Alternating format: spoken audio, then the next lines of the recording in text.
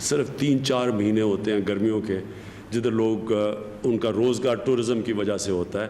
اگر وہ ہم نے یہ 2-3-4 مہینے چلے گئے اس کے لاک ڈاؤن کے اندر تو اور ان علاقوں میں غربت ہو جائے گی. تو گلگت بلتستان اور پختونخوا دونوں گورنمنٹس نے فیصلہ کیا آپس میں مل کے SOPs طے کریں گے تاکہ وہ ٹورزم کو بھی اجازت دیں. جو شروع میں ہمارے پاس کیسز آئے وہ سب باہر سے کیسز آئے. ہم نے یہاں فیصلہ کیا کہ ہم اب ان کو آنے دیں گے, صرف ان کا ایک ٹیسٹ کریں گے اور ٹیسٹ کر کے ہم ان کو گھروں پہ جانے دیں گے, اور جس کا ٹیسٹ پازیٹیو نکلا پھر ان کو کہیں گے گھروں میں کوارنٹین کرو. یہ ہمارا فیصلہ ہے اب, اور اس کی وجہ سے زیادہ اور اب ہم لوگوں کو پاکستان لا سکیں گے. عمران خان نے آج لاک ڈاؤن میں مزید نرمی کا اعلان کرتے ہوئے سیاحت کا شعبہ کھولنے کا بھی اعلان کیا, مگر دنیا سے تو غیر ملکی سیاح آ نہیں سکتے. بیرون ملک فضائی آپریشن کے ذریعے بیرون ملک پھنسے پاکستانیوں کو ہی پاکستان لایا جا رہا ہے, اور ویسے بھی کوئی اس وقت ان حالات میں سفر کوئی اور کرے گا نہیں. ایسے میں اب سیاحت کے شعبے کو کھولنے کا اعلان کیا گیا ہے تو پاکستانیوں کے لیے ہی کیا گیا ہے, مگر ساتھ ہی پاکستانیوں سے یہ بھی کہا جا رہا ہے کہ وہ احتیاط کریں, SOPs پر عمل کریں, غیر ضروری طور پر گھر سے باہر نہ نکلیں.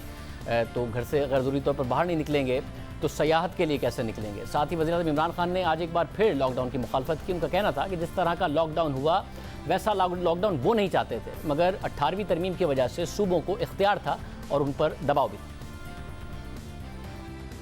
جو میں چاہتا تھا ہو تو وہ اس طرح کا لاک ڈاؤن نہیں تھا جو کہ ہو گیا پاکستان میں.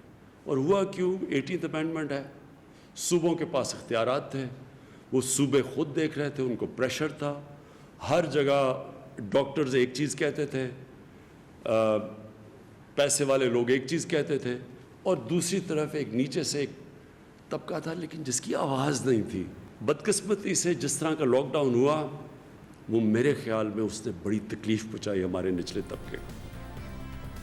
عمران خان کہہ رہے ہیں کہ لاک ڈاؤن سے متعلق ان کی سوچ صوبوں سے الگ تھی. حالانکہ پنجاب اور خیبر پختونخوا میں تحریک انصاف کی حکومت ہے, وہاں پر بھی ویسا ہی لاک ڈاؤن ہوا جیسا سندھ میں ہوا. اور اگر صرف ان صوبوں کی نہ بات کی جائے تو اسلام آباد میں تو وفاق کے ماتحت اسلام آباد, وہاں تو خود عمران خان صاحب فیصلہ کر سکتے تھے بطور وزیر اعظم, مگر وہاں بھی لاک ڈاؤن کے تحت پابندیاں نافذ رہیں. وزیر اعظم کی اگر سوچ لاک ڈاؤن کے خلاف تھی تو اس پر اسلام آباد میں کیوں عمل نہیں کیا گیا. اس کے ساتھ ساتھ یہ بات بھی اہم بات ہے کہ پابندیوں میں نرمی کے بعد سے جب سے اسمارٹ لاک ڈاؤن کیا گیا, پاکستان میں مئی کے مہینے میں کرونا وائرس کے انفیکشن کی شرح میں 20% سے زائد کا اضافہ ہو گیا ہے. وزیر اعظم عمران خان نے آج پھر کرونا وائرس سے متعلق SOP سے متعلق آگاہی پھیلانے کے لیے ٹائیگر فورس کو استعمال کرنے کا بھی اعلان کیا. ٹائیگرز کی پوری فورس بنائی ہے 10 لاکھ کی, تو انشاءاللہ ہم والنٹیئر فورس کو استعمال کریں گے. ایڈمنسٹریشن تو کام کر ہی رہی ہے, ہماری پولیس کر رہی ہے, لیکن ان کے اوپر بہت زیادہ بوجھ پڑ چکا ہے. تو اس وائرس کے ساتھ جب گزارا کرنا ہے تو SOPs کے اوپر چلیں گے, اور انشاءاللہ ہماری پوری والنٹیئر فورس, اور اس کو اور بھی بڑا کریں گے کہ یہ جا کے لوگوں کے اندر شعور پیدا کرے کہ کیسے کیا آپ نے کن چیزوں پہ عمل کرنا ہے اور کیسے ہم اس کا پھیلاؤ روک سکتے ہیں, آہستہ کر سکتے ہیں.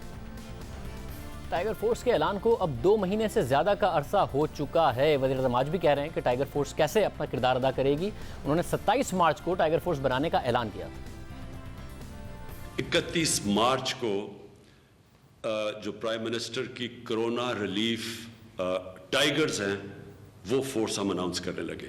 ان کے ذریعے پھر اگر ہمیں 2 ہفتے کے بعد پتہ چلتا ہے کہ ایک جگہ پہ ایک دم کرونا کے زیادہ کیسز آ رہے ہیں تو ہم پھر ان نوجوانوں کے ذریعے ان لوگوں کے گھروں میں کھانا پہنچائیں گے.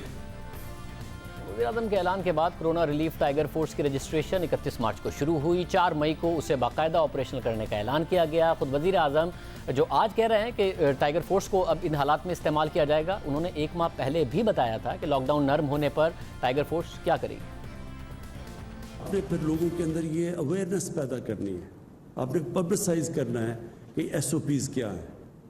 جس طرح مسجدوں کے اندر ہم نے کہا ہوا ہے, شرائط رکھی ہوئی ہے کہ اگر تراویحیں پڑھنے جانا ہے تو یا مسجدوں میں جانا ہے اپنے, تو وہ فاصلے رکھنے ہیں آپس میں, اور پھر کئی اور ہم نے شرائط رکھی ہوئی ہیں. تو یہ والنٹیئرز کا, یہ ٹائیگرز کا کام ہوگا کہ لوگوں کو آگاہ کریں کہ یہ اگر مسجد کھل رہی ہے تو آپ نے مسجد میں جانا ہے تو یہ آپ نے ان شرائطوں پہ عمل کرنا ہے. اگر دکانیں کھل رہی ہیں تو تب آپ نے کیا کرنا ہے. اگر فیکٹریاں کھل رہی ہیں تو آپ نے لوگوں کو آگاہ کرنا ہے اس چیز پہ. اس بیلنس کے لیے آپ ٹائیگرز کی ضرورت پڑے گی کہ پبلک کے اندر یہ اویئرنیس کیمپین کریں، لوگوں کو آگاہ کریں کہ کن شرائط کے مطابق ہم لاک ڈاؤن کو کھول رہے ہیں۔ اب اس کے 1 مہینے بعد پھر وزیر اعظم کہہ رہے ہیں کہ ٹائیگر فورس کردار ادا کرے گی۔ دیکھتے ہیں کہ اس دفعہ کیا ٹائیگر فورس کی طرف سے کردار ادا ہوتا ہے۔